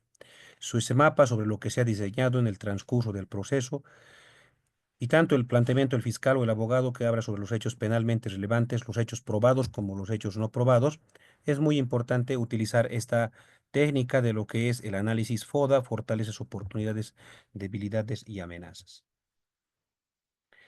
La importancia de la teoría del caso nos permite realizar ese análisis estratégico del caso, ordenar y clasificar la información, adecuar los hechos al tipo penal correspondiente, ¿no? Antes de ingresar a lo que es ya la declaración del acusado, quien debe también adscribirse a la teoría del caso que como abogados defensores nosotros hayamos señalado. Por eso es importante la coordinación directa y en todo momento entre el acusado y su abogado defensor, ¿no? Tenemos que la declaración del acusado ya lo hemos revisado, ¿no? De forma puntual, un poco más detallada se encuentra en las diapositivas cuál es el procedimiento que también se debe aplicar. Y también tenemos las reglas de la objeción, de las preguntas capciosas, impertinentes, sugestivas y cuál el procedimiento, ¿no? Ahora bien, dentro de lo que es el interrogatorio y contrainterrogatorio, es importante precisar de que cuando una pregunta es prohibida ser sugestiva, impertinente o capciosa, inmediatamente debe formularse la objeción. Una vez que el testigo ya ha empezado a responder, ya no puede formularse, ya no. Hay que estar atentos a la formulación de la objeción.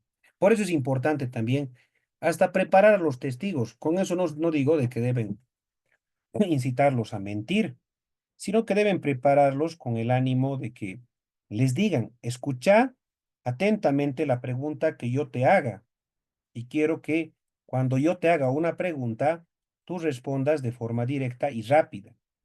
Pero cuando el fiscal te haga una pregunta, antes de responder, tómate tu tiempo, respira, contá hasta 5. Si es que escuchas que yo como abogado diga la palabra objeción, no respondes hasta que el juez o el tribunal te diga si puedes responder o no. ¿Me entiendes? Facilito explicarle eso al testigo, pero en muchos de los casos el testigo y el abogado nunca inclusive se habían conocido y recién en la audiencia están conociendo y los testigos están viniendo a matar la teoría del caso que los abogados alguna vez han preparado. No se trata de no conocer lo que el testigo va a decir. Si yo voy a ofrecer un testigo, tengo que saber qué va a responder. Sería absurdo proponer 10 testigos, por más que diga, ese testigo ha estado ahí, lo voy a ofrecer, él va a decir clarito la verdad. ¿Yo de dónde sé que va a decir la verdad? Tal vez haya estado ahí, pero tal vez me va a ir a complicar mi teoría del caso y va a ir a contradecir mi versión. Yo tengo que saber qué es lo que va a ir a declarar. ¿Cómo sé que ya va a declarar algo cuando haya prestado su declaración en la etapa preparatoria? Pero como hacían la pregunta el día de ayer, no siempre los testigos han prestado su entrevista, su declaración en etapa preparatoria. Porque en el supuesto que el testigo se atreva a mentir con relación a algo que ha dicho en etapa preparatoria, no olvidemos de que ya les había explicado el incidente de falso testimonio puede aplicarse, ¿no? Entonces, el juez o presidente va a dar lugar o no a la objeción. En caso de no dar lugar a la objeción, va a ordenar que el declarante responda inmediatamente a la pregunta. Pero si da lugar a la objeción, ordenará reformular la pregunta, la retire o cambie la pregunta, la parte que propone. Cualquiera de estas decisiones puede ser objeto de revocatoria. Los abogados, como los fiscales, utilizan mal el término de reposición. No se plantea reposición contra la negativa de las preguntas cuando éstas han sido objetadas. Se plantea la reposición, perdón, la revocatoria. La reposición es un recurso ordinario 404, ¿no? Del Código Procesal Penal, 405, que nos dice que debe ser planteada contra decretos y providencias de mero trámite y en audiencia cuando se hayan emitido. Evidentemente, esta es una providencia de mero trámite, el dar lugar o no a la objeción, pero el procedimiento es específico cuando habla de la revocatoria que sigue, de acuerdo al artículo 352, un trámite diferente, porque no se lo emite su resolución en formato de auto. Tiene que ser una resolución, pero no en formato de auto definitivo como el del recurso de reposición. Ambos no admiten recurso ulterior, pero esto es parte del interrogatorio para que más adelante, en caso de verse vulnerado el derecho a la defensa, porque, por ejemplo, una pregunta que no era ni sugestiva, ni impertinente, ni capciosa, ha sido objetada por otra parte y el juez o tribunal han dado lugar.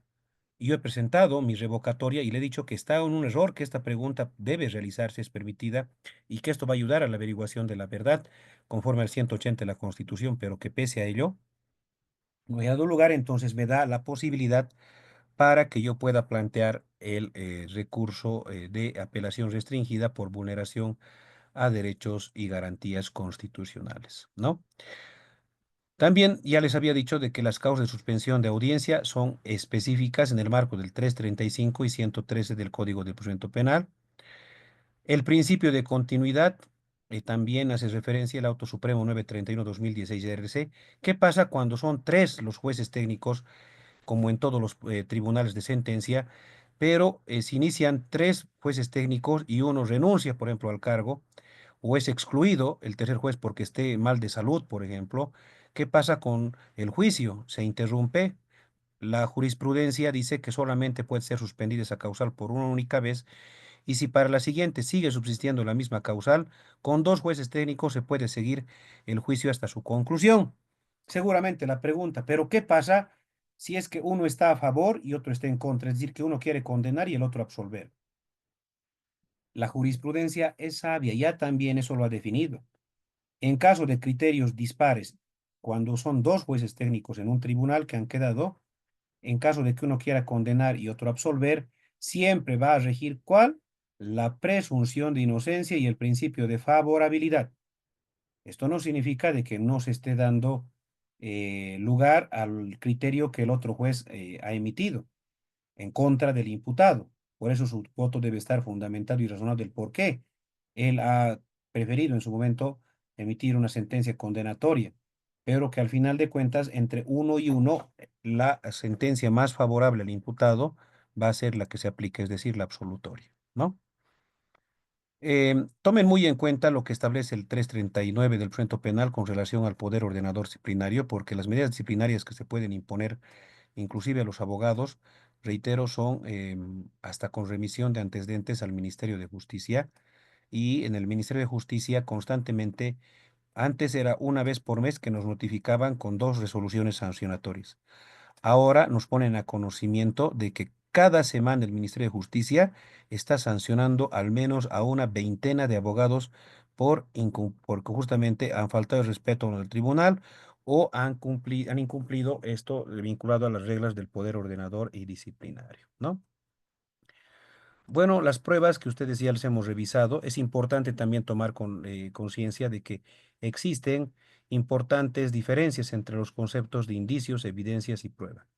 Indicios son aquellos diferentes objetos, cosas materiales que se encuentran en el lugar del hecho, los mismos que están relacionados con el hecho que se investiga, pudiendo ser, por ejemplo, documentos, huellas digitales, armas, sangre, semen, drogas. Indicios, o sea, son estos elementos individuales, objetos individuales. Esto es el término para la colección justamente de estos elementos o indicios en etapa preparatoria. Las evidencias se entienden como aquellos elementos que permiten que existe relación entre dos indicios, ¿no? Por ejemplo, aquí habíamos dicho semen y sangre de forma independiente. Pero ¿qué pasa si en el mismo lugar encuentras semen, sangre y huellas? Ay, ay, ay, aquí tienen relación una con otra. ¿Por qué? Porque las huellas y el semen son de una persona y la sangre es de otra persona. Muy bien. Esto ayuda a que entre estos dos elementos exista una correlación que van a ayudar a poder establecer, por ejemplo, ¿no? Que ha existido con probabilidad y existen ya evidencias de que ha existido, por ejemplo, un hecho de feminicidio previo hecho de violación porque se ha encontrado semen y se han encontrado además en el lugar huellas del posible feminicida, ¿no? Entonces, muy importante poderlo tomar en cuenta. Y estos dos conceptos son conceptos propios de la etapa preparatoria. En cambio, las pruebas son todos aquellos elementos o argumentos que se emplean con el fin de demostrar la veracidad o falsedad de un hecho. Es un concepto necesariamente de juicio. La prueba tiene diferentes momentos y diferentes entendimientos. La prueba responde a su obtención, que es el primer momento. Esto se lo va a dar en etapa preparatoria y por eso no se denomina hasta ese momento prueba propiamente dicha. Un segundo momento es el ofrecimiento, ¿no? Ya sea a través de la acusación o a través de la defensa. Un tercer momento es su producción. En el momento de la producción es donde se debe plantear la exclusión probatoria. Esto desarrolla en juicio, solamente se desarrolla en juicio. ¿Por qué? Porque luego de que se produzca un medio de prueba, este va a ser introducido. Otro momento es la introducción. Y la prueba se introduce a juicio conforme al 333 por el principio de oralidad, ya sea los documentos por su lectura, ya sea los elementos audiovisuales por su reproducción, ya sean los testificales por haber depuesto justamente en una audiencia, ¿no? Entonces, si luego de haberse dado ya la producción recién se pretende plantear la exclusión probatoria, tarde, ya esa prueba ha sido producida. Antes de su producción, debió haberse planteado la exclusión probatoria. Entonces, una vez que una prueba es introducida al juicio, viene el momento más importante de la prueba propiamente dicha, que es la valoración por parte del juez o el tribunal de sentencia, quienes van a utilizar ese medio de prueba como para establecer la existencia del hecho y la participación o no del imputado. Por eso es importante tomar en cuenta las reglas de exclusión en función a lo que establece el artículo 13 del Código de Procedimiento Penal. Los elementos de prueba solo tienen valor si han sido obtenidos por medios ilícitos e incorporados al proceso conforme a las disposiciones de la Constitución Política del Estado y este código. Y no tiene valor la prueba obtenida mediante torturas, malos tratos, etcétera, ¿no? Esta es la regla de exclusión y el 167 que ya lo habíamos analizado. El anticipo jurídico de prueba ya lo hemos analizado en la etapa preparatoria, tomando en cuenta de que el anticipo de prueba es una prueba de juicio, por eso solamente puede reproducirse en esta etapa, pero que como cuando se debe, por ejemplo, a una prueba ilícitamente obtenida o a un testigo que ha sido coaccionado, ha sido torturado, a la misma víctima, ¿no? O algún otro testigo que se pretende recibir su testimonio en la vía de anticipo jurídico de prueba, ahí es donde debe plantearse la exclusión probatoria, ¿no? Ahora bien, en hechos de violencia en razón de género es muy importante tomar en cuenta estos precedentes. Por ejemplo, el uso de la cámara GESEL es una regla para recibir el testimonio anticipado de las víctimas. Esto responde al protocolo de juzgamiento con perspectiva de género y un protocolo específico para la recepción de testimonio en hechos de víctimas sexuales, ¿no? A diferencia de la prueba por informalidad, habíamos dicho que un incidente sobreviniente en el juicio es la prueba de la producción de prueba extraordinaria. Como verán, estas diapositivas están completitas porque estamos señalando hasta los precedentes como sentencias constitucionales y autos supremos en los que se establece las reglas de la producción de prueba extraordinaria, considerándose la prueba extraordinaria aquella que surge del desarrollo del juicio cuya naturaleza o pertinencia debe ser debatida en audiencia a objeto de su admisión o su rechazo. Em, y justamente, ambas sentencias establecen cuáles son los requisitos para la prueba extraordinaria, ¿no? Todo lo que tiene que ver con el interrogatorio también está ampliamente desarrollado. Bueno, van a disculpar que estemos avanzando porque estamos un poquito ya apresurados con el tiempo y seguramente van a haber algunas preguntas. Entiendo que ya hay algunas en el chat, pero todo esto ya de forma sucinta y resumida lo hemos analizado, ¿no? El planteamiento de la objeción, la revocatoria, etcétera, ¿no? Cuándo se debe objetar, cuál es el fundamento de la objeción, el incidente de falso testimonio en las dos vertientes, ¿no? Uno, cuando incurre en contradicciones en su propia declaración, artículo 201, y otro, cuando incurre en contradicciones respecto a declaraciones anteriores, artículo 354. Y me preguntarán, ¿cómo planteamos el incidente de falso testimonio? Ya lo establece el 201, ¿no? Clarito. ¿Cómo se hace? Está declarando el testigo y evidenciamos la contradicción. Entonces, anunciamos inicialmente al juez o tribunal anunciamos el planteamiento del incidente de falso testimonio. ¿Por qué anunciamos? ¿Y por qué no planteamos de forma directa? Porque previamente, en función al artículo 201, el juez tiene la obligación de solicitarle y combinarle al testigo a que aclare, es decir, se le da una última oportunidad. Si se da en el caso del 201, es decir, dentro de la misma declaración, obviamente está pues en lo que las partes han escuchado. Primero ha dicho en su declaración que era de día y en el momento del hecho y Juan era la única persona que estaba ahí en el lugar. O sea, es la única persona que pudo haber cometido el hecho de feminicidio. Y cuando ya más adelante en el contrainterrogatorio, le vuelve a preguntar la defensa, pero de una perspectiva más diferenciada, ¿no? O sea, no la misma pregunta, porque si no va a ser objetada. Señorita, testigo, usted ha dicho que Juan era el único testigo que estaba en ese lugar presente en el momento del hecho por horas de la madrugada. ¿Usted conoce a la señora María Sáenz? Sí. ¿La señora María Sáenz se encontraba en el lugar? Sí. Ah, ahí hay una contradicción. Señor juez, anuncio el planteamiento del incidente de falso testimonio en virtud del artículo 201. ¿Por qué? Porque hace un momento la testigo ha referido de que la única persona que se encontraba en el lugar del hecho era Juan. Y acabo de hacer una pregunta donde también la señora María Sáenz me dice que estaba en el lugar del hecho. Previamente a plantear el incidente del falso testimonio, pido a su autoridad que a través de su intermedio se comine, aclare a la testigo la referencia. Y el juez o el tribunal le va a combinar, aclare, esto es una contradicción evidente. Y bueno, no va a saber, si no sabe qué explicar o si mantiene en esa contradicción, listo.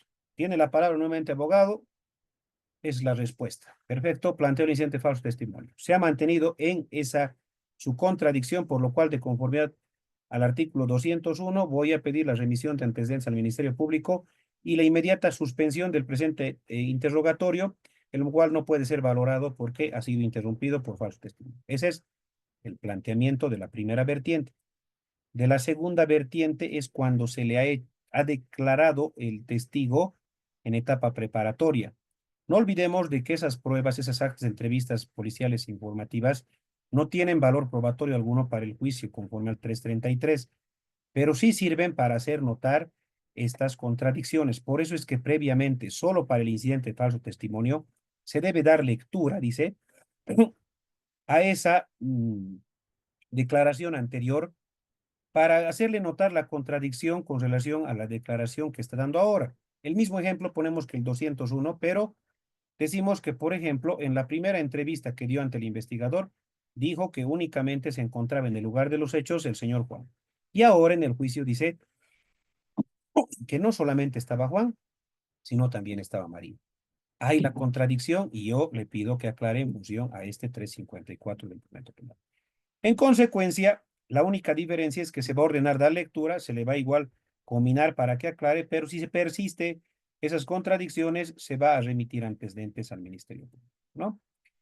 Entonces, básicamente, estimados colegas, estas son las partes más relevantes del juicio oral. Como verán, es amplísimo, seguramente necesitaríamos una semana mínimamente para que podamos desarrollar a mayor plenitud todos estos conceptos, pero hemos tratado de pasar lo más básico, fundamental en estas 4 jornadas, tanto en la etapa preparatoria, tanto en la etapa del juicio.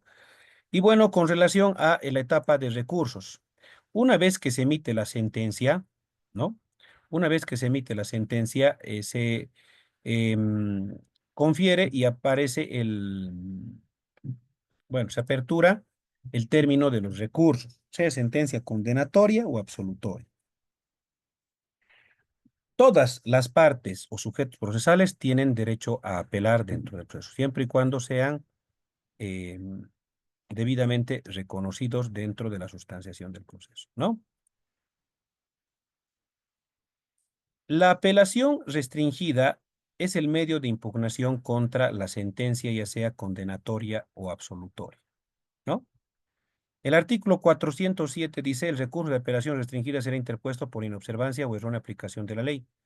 Cuando el precepto legal que se invoque como inobservado o erróneamente aplicado constituye un defecto. Esta es una primera parte muy interesante del 407.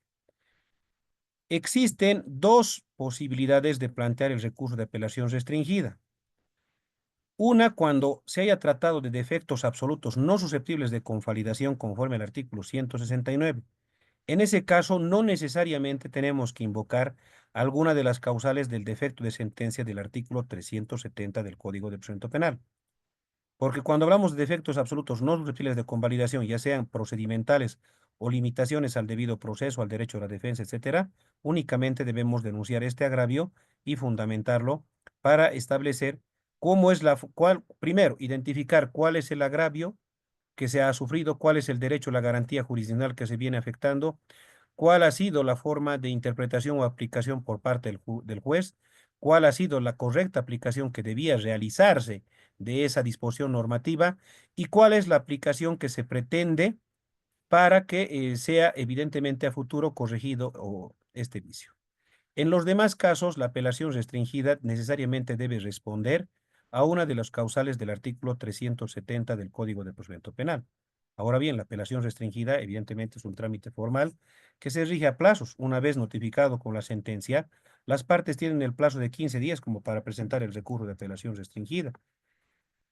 Y una vez presentada por alguna de las partes o por las demás o por todos la apelación restringida, se va a correr los traslados correspondientes para que en el plazo de 10 días, se responda a la apelación restringida.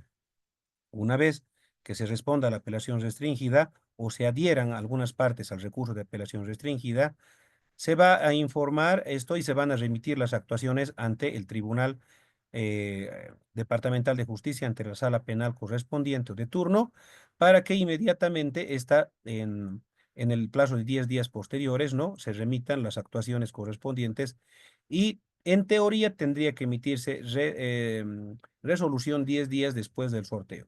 Lastimosamente, por la sobrecarga procesal a nivel nacional, son pocas, pocos, en todo caso, salas penales donde se garantiza el cumplimiento de estos plazos y existe una retardación de justicia, ¿no? Y posteriormente a eso, una vez que ya se emite la resolución de fondo y se evidencia la contradicción con referencia a el artículo 370, en el cual en el recurso de apelación restringida deben invocarse los precedentes contradictorios, es decir, que el juez haya aplicado de forma contraria a autos de vista o autos supremos que ya han emitido un lineamiento con referencia a una temática y ésta se constituye en doctrina legal aplicable, es decir, aplicable para casos análogos a futuro, se va a emitir un auto de vista, ¿no? En el cual justamente se va a anular, en este caso, la sentencia y disponer el reenvío correspondiente, ¿no? O revocar la sentencia y disponer el reenvío correspondiente. Y se evidencia de que el recurso de apelación restringida no tiene un asidero legal correspondiente, bueno, se va a ratificar la resolución. La última resolución, bueno, el último recurso ordinario, pero que ya no es de hecho, sino de puro derecho, es el recurso de casación que debe ser presentado en el plazo de 5 días, ¿no? De notificado con el auto de vista. Y este no es un nuevo medio de impugnación contra las actuaciones de primera instancia del Tribunal de Sentencia, como generalmente se confunde. Por eso salen la mayor cantidad de los recursos de casación inadmisibles, porque piensan que es una segunda apelación. No es. Lo que deben abocarse en el recurso de casación es enteramente el análisis de la oficidad de la apelación restringida, no así de, reitero, la sentencia, que ese es el mayor error que se comete. Piensan de que con el recurso de casación nuevamente pueden plantear la observación de los agravios que se ha presentado en la apelación restringida y no es de esa forma. Únicamente tiene que ver con el análisis del auto de vista, el control de la universidad, por eso es puro derecho, y la acreditación específica de que el presidente que se ha invocado ya en la apelación restringida ha sido mal aplicado por la sala penal sobre que ha conocido justamente el recurso de apelación restringida, en función a doctrina legal aplicable y ya con anterioridad en el caso presente, ¿no? Salvo causales también de defecto absoluto, 169 numeral 1, 2, 3, 3 generalmente, o 4, en los que ya se podría prescindir y aplicar los criterios de informalidad, siempre y cuando se aleguen defectos absolutos, ¿no? Eso, estimados colegas. Bueno, vamos a pasar a responder entonces algunas preguntas. Em, Tomando en cuenta que la carga de la prueba corresponde al acusador y mi persona en calidad de abogado del imputado tengo que enervar los responsables presentados por la Fiscalía. em, la carga de la prueba es evidentemente del acusador, pero en materia de medidas cautelares, eh, si quiero una cesación a la detención preventiva, yo estoy como incidentista, porque la cesación a la detención preventiva es un incidente, entonces tengo la obligación de presentar nuevos elementos de convicción que demuestren que no concurren los motivos que fundaron o tornen conveniente que sea sustituida por otra menos gravosa o alguna de las otras causales del 239. Entonces, en materia de incidentes y excepciones, hemos analizado que la parte que plantea el incidente o la excepción es quien tiene la carga de la prueba. En audiencia de medidas cautelares, no tengo la obligación de presentar prueba de descargo para, por ejemplo, acreditar el arraigo natural, domicilio, trabajo, familia o alguna otra prueba para denervar el riesgo procesal. Pero lo puedo realizar si es que evidentemente existe elementos que está presentando el Ministerio Público con los que está pretendiendo acreditar aquello. Por ejemplo, el Ministerio Público maliciosamente a veces utiliza de que en en el carnet sale un nombre de un domicilio y en el registro del CEGIP sale otro nombre. Y dice, no se sabe, no tiene un domicilio fijo, no tiene una habitualidad, una habitabilidad, porque tiene dos domicilios. Ah, no, no, no. Entonces, yo al juez, si no presento algo para acreditarle al juez de que existe una maliciosidad por parte del Ministerio Público, el juez pues va a dar fundado ese riesgo procesal. Entonces, para eso yo le voy a presentar elementos y rebatir, ¿no? Evidentemente, existe un primer domicilio que está registrado en el carnet de identidad del imputado. Este carnet de identidad no ha sido renovado desde hace 3 años. Aquí se acredita. Y aquí presento el contrato de alquiler, ¿no? Con reconocimiento de firmas y rúbricas, en el cual se evidencia de que desde hace 1 año y medio se está viviendo en el domicilio real actual. Está bien aclarado, enervado. Eso es lo que tienen que hacer, ¿no? Si se me ha olvidado pedir la jurisdicción de las pruebas, estas pruebas quedarían sin valor jurídico. Eso es muy formalista, ¿no? Se entiende de que si se han ofrecido las pruebas y si se han sometido al contradictorio, si se han corrido traslado, etcétera, se entiende pues de que su pretensión es judicialización, es decir, la introducción. ¿De qué sería entonces el traslado luego de que ya se ha sometido al contradictorio traslado y por el hecho de que no diga pido su judicialización por esas dos palabras? Obviamente, si la estoy sometiendo al traslado al contradictorio, estoy buscando la judicialización, ¿no? Bueno, doctora Irene, muchísimas gracias por las felicitaciones, ¿no? ¿Nos puede compartir un modelo de sesión de atención preventiva relativas a las riesgos procesales? Claro que sí, doctora. Con el material vamos a mandarles a quienes se han inscrito, ¿no? ¿Se puede incidentar en términos de investigación preliminar en qué casos? En términos de investigación preliminar, no. No, bueno, puede, de alguna forma, sí, por ejemplo, vulneración a derechos y garantías jurisdiccionales cuando no haya ejercido un control jurisdiccional sobre algún actuado antes de la imputación, claro que sí, pero muy pocos, ¿no? Obviamente, desde el momento que ya se me ha notificado para prestar mi declaración informativa y, por ejemplo, se haya realizado una inspección ocular por parte del fiscal, sin que se haya notificado al imputado y se lo ha llevado a cabo, incidente de actividad procesal defectuosa puede presentar, ¿no? Eso podría ser, estimado doctor. Bueno, si alguien más tendría una preguntita por realizar antes de despedirnos y realizar el cierre correspondiente, vamos a tener una preguntita más. Doctor Rolando Ramírez, muy buenas noches. ¿Cómo está? Lo escuchamos, Buenas doctor. noches, doctor. Eh, Quería preguntar, si no sé si me escucha, si es Sí, sí. pertinente en el desarrollo del juicio, quiero presentar la prueba pericial del perito en criminalística. La finalidad es aclarar al tribunal las incongruencias y los vacíos que existen en el pliego acusatorio o también su teoría acusatoria. Ello debido a que el acusado de buena fe como chofer contratado lleva a los autores a una comunidad cercana y vio cómo tiran una bolsa donde no sabía que se encontraba el cadáver de la víctima de feminicidio, en razón de que estar 2 años en la cárcel y ahora decide declarar, aclarar este hecho debido a que ha sido coaccionado, amenazado durante ese tiempo, pero la búsqueda es la sentencia absolutoria. ¿Será pertinente? Mm, Sería pertinente, doctor, bueno, sí, sí es evidentemente pertinente, pero yo un poquito más complementaría con relación a la pericia en criminalística.